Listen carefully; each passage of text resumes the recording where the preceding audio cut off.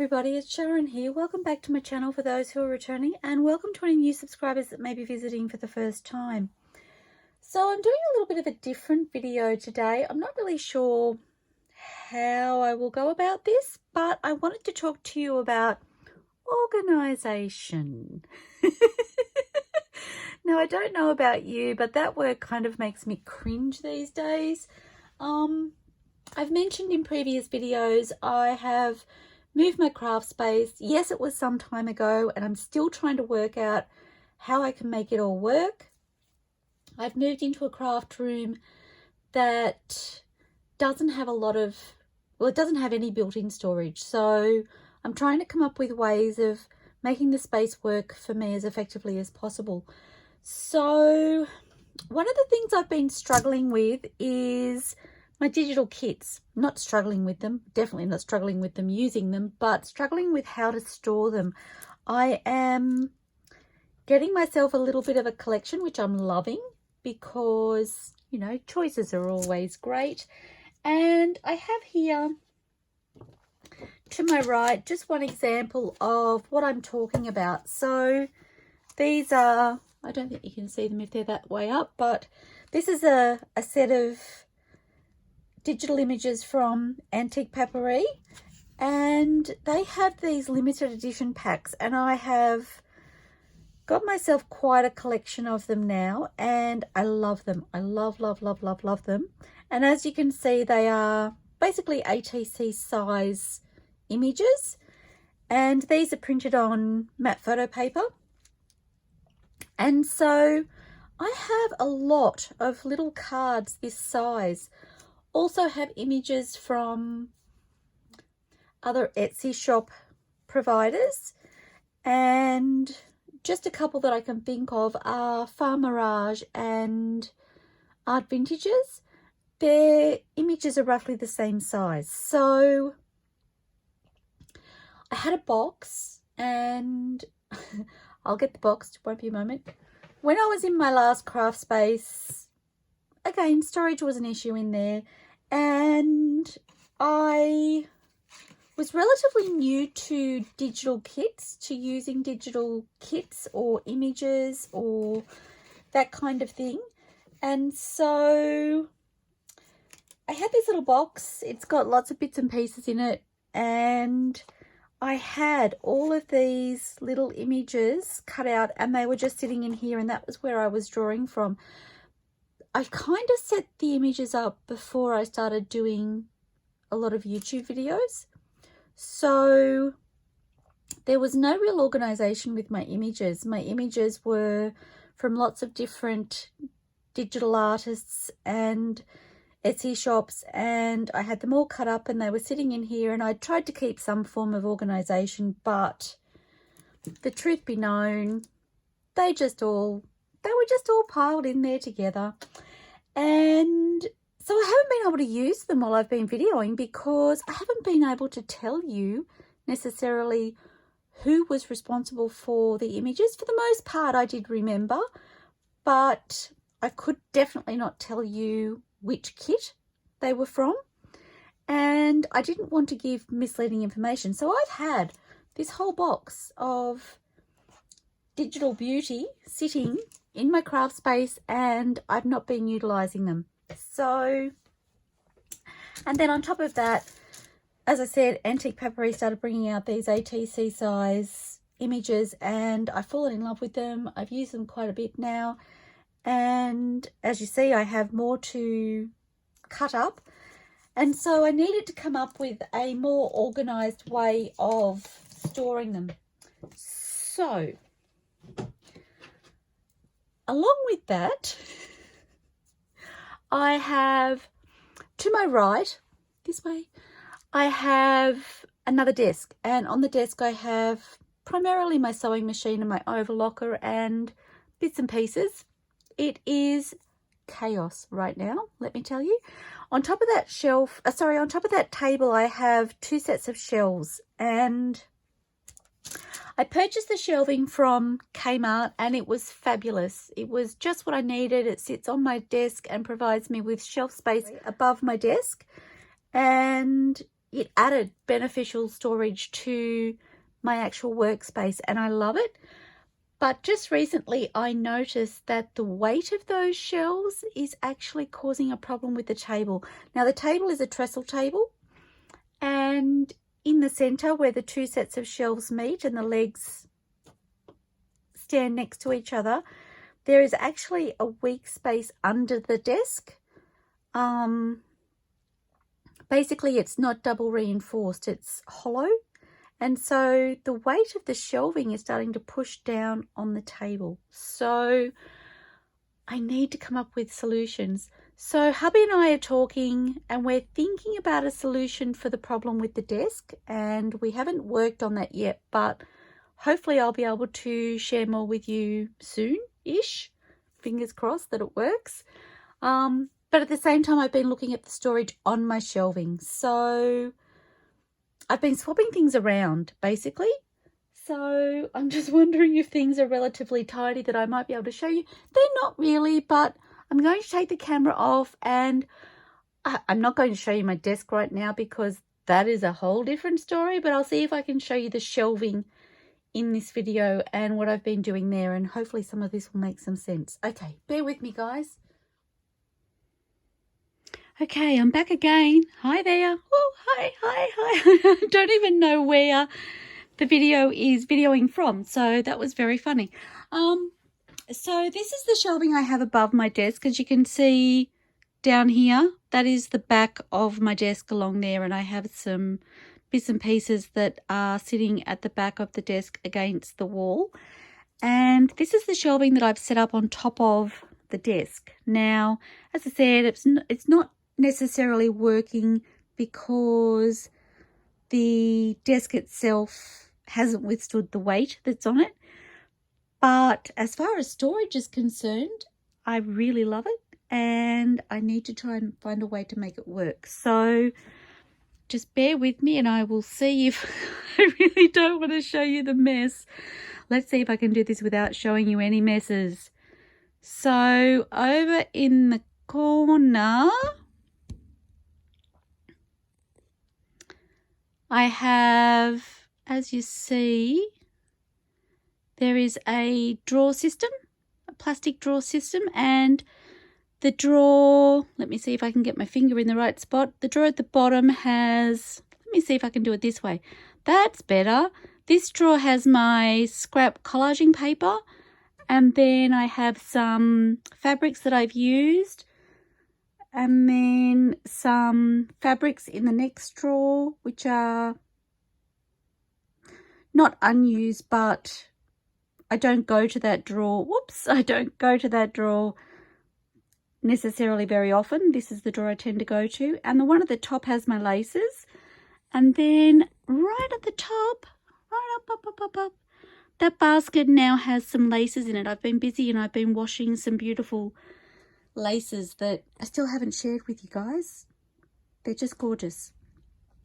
More videos that I need to take, but I did need to find a way of storing them, and that was what I came up with for now because I needed to do it quickly. So those baskets, scooching back around here,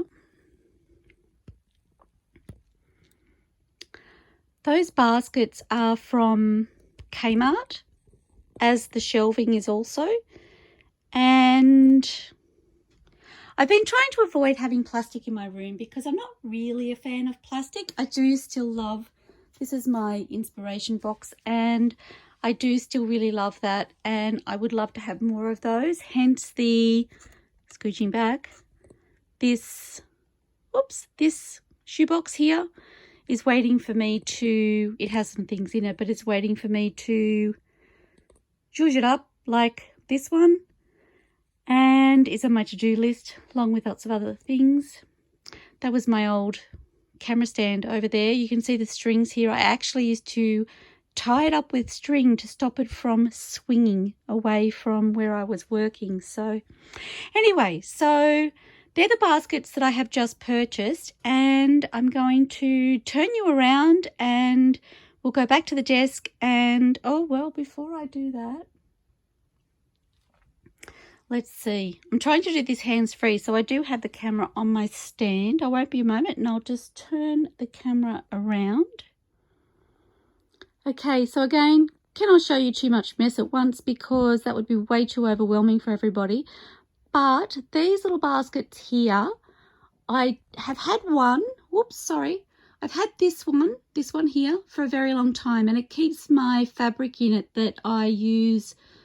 I have a lot of my calico and my natural tones in there. I also have the snippets that I've made, and I love it. I love the look of the basket. I love the way it works. I love having it close by, and it was on the shelving, which sits over here, the desk with the shelving that we were just looking at. It sits on that desk, usually on the top of the shelving where the shoebox was. That's where I've been keeping it, but given the problems I've been having, I had to find another way to store it, and I did just purchase this basket here because I wanted extra storage for my fabric. And in this one here, I also have some beautiful lace curtains that I have just finished washing, and some other bits and pieces that I also have to share. There's been so much going on here, and I needed somewhere to store all those things, so I got another one of those baskets. But because of the weight, I had to find another way or another place to store them. So I've cleared off this space here. This had other things on it, and that's where I'm going to keep those for now. But again, it meant I had to move things, and so now I have to find out where I'm going to put those things, and it's a bit of a domino effect. So I'll scooch this back around to the table. I won't be a moment. Okay, so now that we've taken a little mini peek, it wasn't even a tour, it was a peek, and that's all you're getting right now because chaos, guys, just chaos.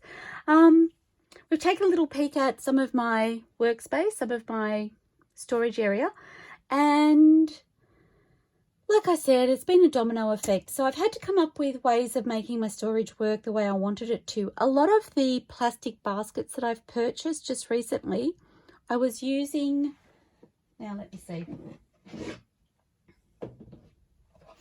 I was using these timber, or they're bamboo actually, bamboo wood, I guess you'd call them, little baskets from Kmart, which were great, and they're also stackable. But using them for what I was using them for, I wasn't able to stack them. So they weren't really working for me in that respect. Whereas the new plastic ones, again, not a huge fan of plastic, but I think they actually look quite pretty. They have lids, so I can stack on top of each other. Far more functional. So then I was left with these, and it was kind of done for a reason. I had one of these that I had come up with a solution for the cards that we started talking about. We totally diversed, and we're back to that. So I had used one and come up with a solution for my cards, and I tried one out. So I used one of these, tried it out, really loved it, and I had another spare but decided I wanted more options, and so I had these sitting on my desk, on my shelving. They weren't really working the way I wanted them to, so I've moved things around. Therefore, I have 3 of these now, which is a fabulous number to start with. I'm hoping to get more, but we all start somewhere, right? So what I did was I played. As you do when you're in your craft space, you play. And I've created myself a little dividing system, and these are my proformas, my templates, I suppose you could call them, and they sit in the box and they just interlock like this. So I have only one of these as a template, and I create the number that I need and therefore have dividers in my drawer. So let me show you.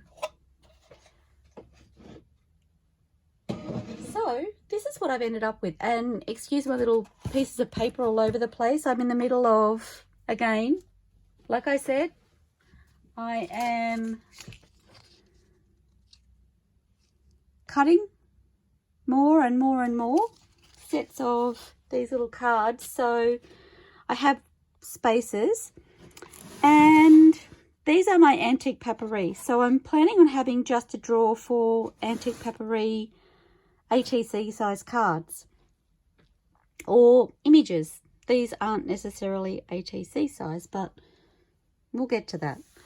So what I've done, antique papery often have these little images in the center of their papers, and I've been using them, and I'm writing the name of the pack on the back of them. So this one here, for instance, is limited edition pack 57, and all of the cards in this front divider are for that pack. On the right are the images that I have printed smaller on the page, or these round circles that I've yet to decide how I'm going to cut, because I don't have a hole punch that size and I really don't want to make them smaller. So they're in there for now. I did find my round dies just yesterday, so I'm hoping I can use them to cut those. Anyway, so on my right at the moment I have the smaller images of the same sets, but I'm kind of thinking that I may be able to move the smaller ones to my ephemera folder and just use this for the ATC size cards. So as I said, I've got 5 sets in here now, 1, 2, 3, 4, 5, and I have quite a few more that I need to organize and pop in here, and I think it's going to work really great. Unfortunately, the cards are just, and I have hunted and hunted and hunted to try and find a drawer that's that little bit taller, but I wasn't able to. So they are just a fraction taller than my drawer, which means I can't stack them, which was a little bit sad for me because I thought that would be perfect. But my hubby, my amazing hubby, he doesn't know it yet, but I'm going to have to request. I'm hoping he can do me a huge favor and create me a little set of shelving that will accommodate these drawers and allow me, obviously I'll have to take these taller ones out, but it will allow me to pop these drawers as drawers into the shelving and have a little bit of a gap at the top, which actually works perfectly because that will give me room to grab essentially the drawer to be able to pull it in and out of the shelving. So fingers crossed that he likes me enough. Because that's in my mind what I'm thinking. So bless his heart, he has come to the party every time I have had a crazy idea. He has just made it work. So I'm really hopeful that he can do it again. I'm sure he will. He's incredible. But anyway, so that's what I'm thinking, and having shelving with my little drawers in there, and having all of these, I can label the front. So this would be antique papery, obviously. And then I have another one here that I started last night. And this was taking the images that were in this box that I confessed to, that weren't sorted, and I have gone through. These are all the ones that I've sorted over the last couple of days using my computer and matching them, and I suddenly realized why we played the game memory when I was growing up, because that's what I had to do. I had to go through all of my kits and find out what image belonged to which kit. So never make that same mistake, because it was a lot of work. Anyway, so at the moment I have Art Vintages on my left and I have Farm Mirage on my right. And basically, guys, it gives me a solution to storing these things that I haven't had until now. So it means I can print off a lot more and have a lot more readily available to use, and I can start using them in my crafting because I can actually show you what I'm using and let you know where they came from. So I'm super excited about it. Worst comes to worst and hubby can't make me some sort of shelving system to put my drawers on, I may forgive him. I may have to come up with an alternative, but for me now, I haven't actually talked to him. So I'm doing this video before I've whispered in his ear anyway, no pressure, hubby. It's all good. It's all good.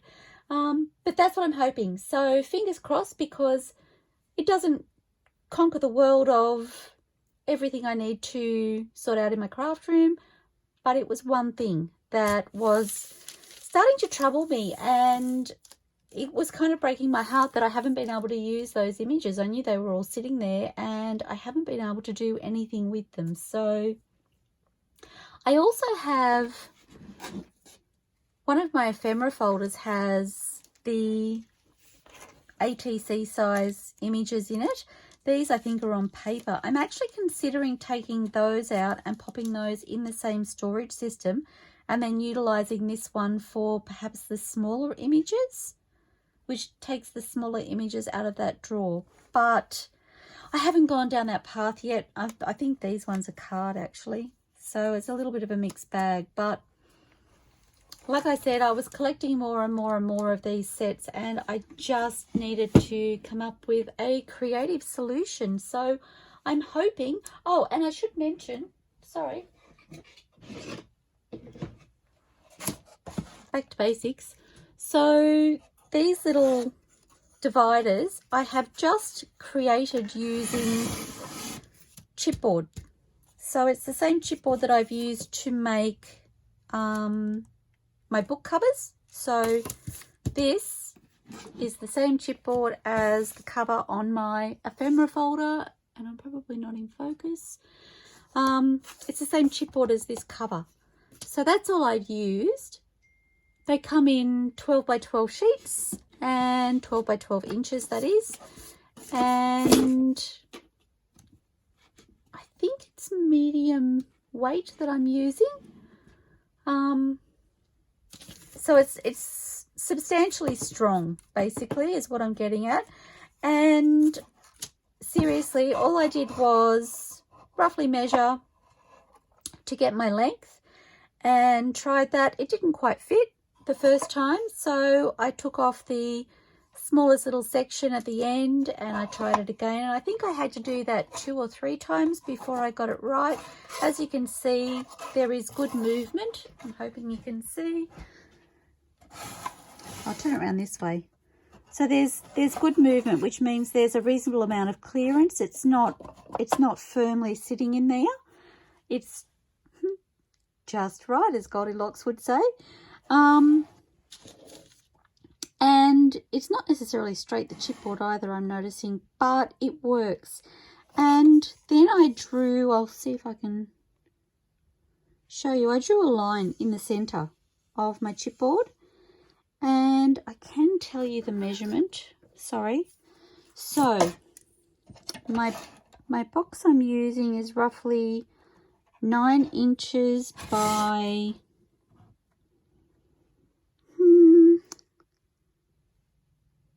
I'd say about 6 maybe 6 1/8, not quite 6 1/4, about 6 1/8 I'd say. What did I say this way? 9. So what I did was measure the inside when I went to cut this chipboard, and I measured the inside of that space, and obviously the top is a little bit wider than the bottom, and that was why I had to cut away. This wasn't perfectly straight, so I had to cut away little snippets at a time until I got the right length. And I did the same with the piece to go across the center. And when I did that, I measured the height here, so I'll let you know how wide I've made, or how high I've made this. So it's roughly 2 3/8, I would say. I could tell you how I came up with the measurement, but I don't actually remember. So so please don't ask me that question, because I don't remember. I was in my craft room just playing around with a concept, and I honestly have no idea. I didn't want it all the way to the top, but I wanted it high enough that when I looked through the cards, so I'm bringing this one across. When I looked through the cards, I had a little bit of wiggle room to spread them apart, basically, which meant that if they were too high, so for instance, if they sat, oops, I've digressed. I've moved to a completely different storyline than what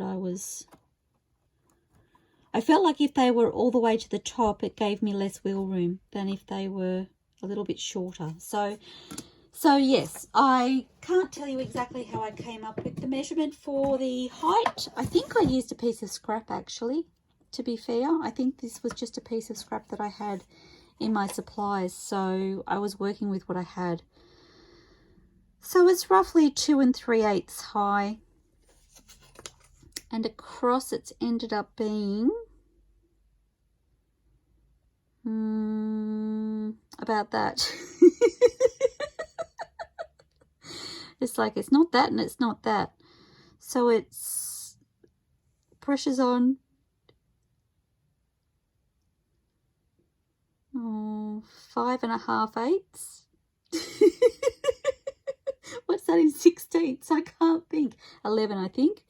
2, 4, 6, 8, 10, 11. 11 16ths. As I said, it wasn't an exact measurement. I just tried it, didn't fit, took a little bit off, tried it again, still wasn't quite right, took a little bit off until I got to where I needed to be.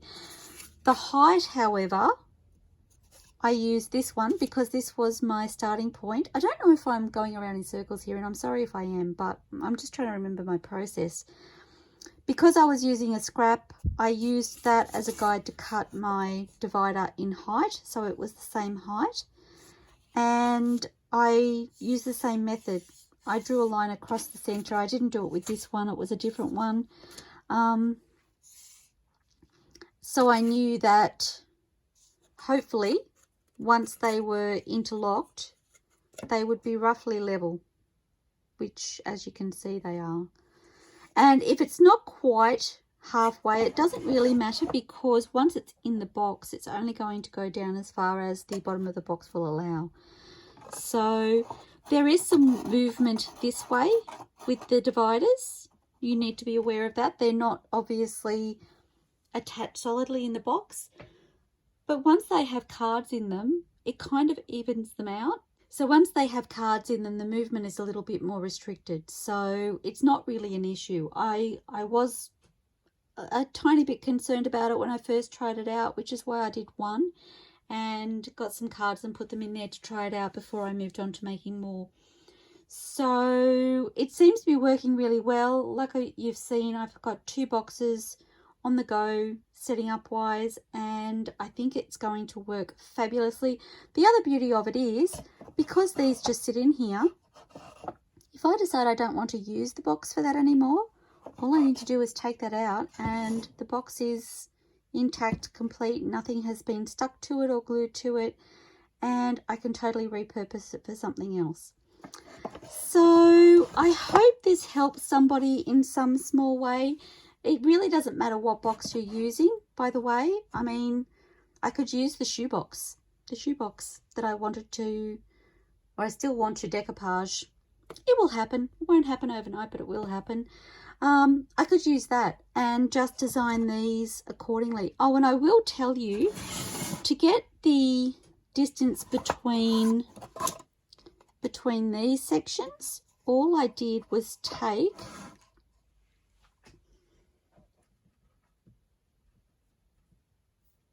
which one? So I had a set of my ATC size cards, and all I did was roughly put it against my against the front of this divider, and I allowed a little bit extra. So I can tell you what I've allowed there. It's all very technical, guys, as you can see. Oops. So roughly, I would say I've added 1/4 inch roughly. Maybe a little bit more, but as a guide, about 1/4 inch. And so once I did that, I then cut my divider, and if you're after measurements, so it's roughly 1/8 of an inch. So I did that one, and then what I did was I created this one. And I created this one, so all I did was found my center once I had cut this to size. Found my center, cut my groove in it, made sure they interlocked it. I made sure they interlocked and it would sit the way I wanted it to sit. And then from there, I measured this distance across, and after I measured that one, I marked out and cut my next divider. I did that again for each one of these until I had my pro forma or my template created. So, and I used this to sit over the top of the mark that I made for where that next divider was to start, and I used this to cut. I hope that makes sense. So I sat this, I sat this over my chipboard, and I obviously didn't do it on my box because that wouldn't be safe. And I'll just show you quickly. So I lined this side up with where my mark was, made sure that it was against the bottom of my chipboard, and I scored this way, making sure I got right up into this end, and then down this side I scored a couple of times for both, probably 3 times at least. Then I was able to take that away and use those score lines to keep cutting. And when I did this one, I actually drew this line across the top so that I knew exactly where the top of each one needed to be. And I used my blade. It is fiddly, it is time consuming, and you do need a little bit of strength to be able to continue doing it, but totally worth it. And once you have your box set up, you don't need to keep reinventing the wheel. Once you have a set of these, you have them for that box, and that's it. So if you struggle with your hands, you could possibly get somebody to help you, or you could do a little bit at a time. You don't have to do it all in one sitting. You could take your time and just plug away at it slowly. So anyway, I just thought I would share with you because you will be seeing these in future videos, and I'm really excited about it, guys, because it is one of the storage problems I've been having, and I really didn't know how to accommodate these cards, but I knew that I needed to do something to make them work. Obviously it only works for that size card or smaller. I did actually have a thought, oops, need to pull this one back across. I was thinking about these yesterday, and the fact that the antique papery ones, obviously,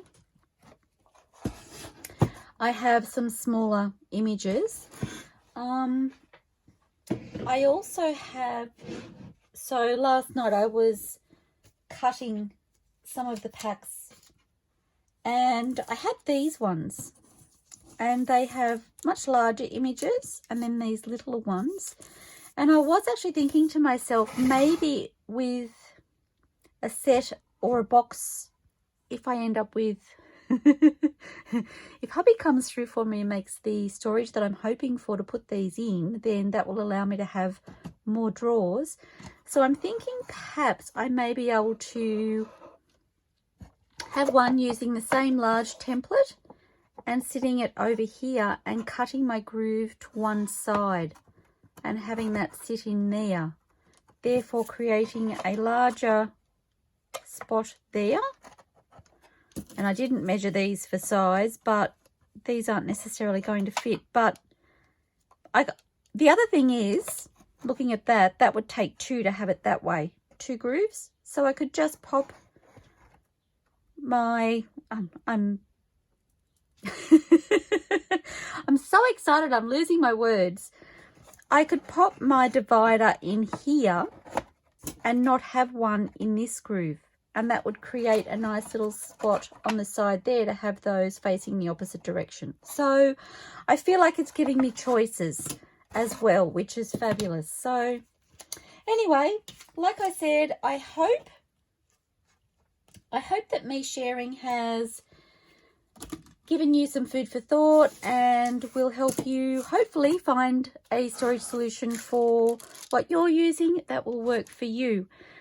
Now that I have done this and I have sorted my boxes into plastic tubs to my right, and they're stackable, that makes me really happy too, because that gives me more real estate above. I just need to come up with a solution, and I think hubby and I have done that, but we need to come up with a solution for my actual desk surface. So once we've done that and I get it all in place, I'll see if I can do maybe a before and after. And I'll try and do the before after I clean my desk so that you can actually see the desk and you can see the problem.